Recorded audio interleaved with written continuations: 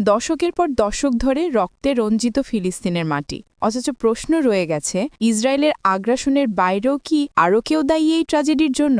ফিলিস্তিন ইস্যুপি আসল বিশ্বাসঘাতক কারা?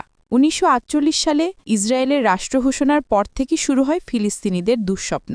লাখ লাখ মানুষ গৃহহীন, রাষ্ট্রহীন হয়ে পড়ে। কিন্তু শুধু বাইরের আগ্রাসন নয়, ফিলিস্তিনিদের এই পতনের পেছনে আছে ভেতরের ছুরি চালানোর ইতিহাসও। আরব লীগ একাধিকবার প্রতিশ্রুতি দিল ফিলিস্তিনিদের পাশে থাকার, কিন্তু বাস্তবে ১৯৪৮, ১৯৬৭ কিংবা ১৯৭৩ প্রতিটি যুদ্ধে আরব দেশগুলোর ভূমিকা ছিল বিভক্ত, দুর্বল এবং অনেক সময় প্রতারণামূলক। মিশর ১৯৭৯ সালে ইসরায়েলের সাথে ক্যাম্প ডেভিড শান্তি চুক্তি করে।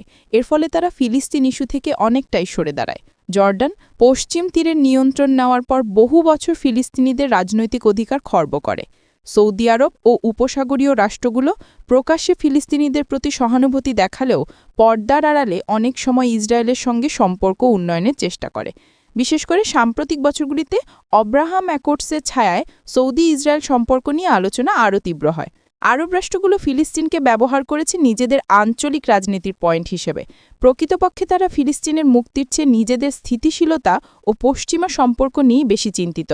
লেবাননে ইসরায়েলি অভিযানের সময় আরব দেশগুলো কার্যত নীরব থেকেছে। গাজা অবরোধে শুধু ইসরায়েলই নয়, মিশরও গাজা সীমান্ত বন্ধ করে দেয়, দীর্ঘ সময় ধরে মানবিক বিপর্যয় সৃষ্টি করে। আরব আমিরাত, বাহরাইন, মরক্কো যারা একে একে ইসরায়েলকে স্বীকৃতি দিয়ে ফিলিস্তিনিদের স্বপ্নে পেরেক ঠুকে দেয়। গাজায় ইসরায়েলের আগ্রাসন ও পশ্চিমা বিশ্বের পক্ষপাত আজ নতুন কিছু নয়, কিন্তু মধ্যপ্রাচ্যের অভ্যন্তরে যারা নিজেদের ভাই বলেছে তারাই বারবার ছুরি চালিয়েছে পিঠে। ইতিহাস মনে রাখবে, শুধু ইসরায়েল নয়, কিছু বিশ্বাসঘাতক আসে আরব পোশাকে।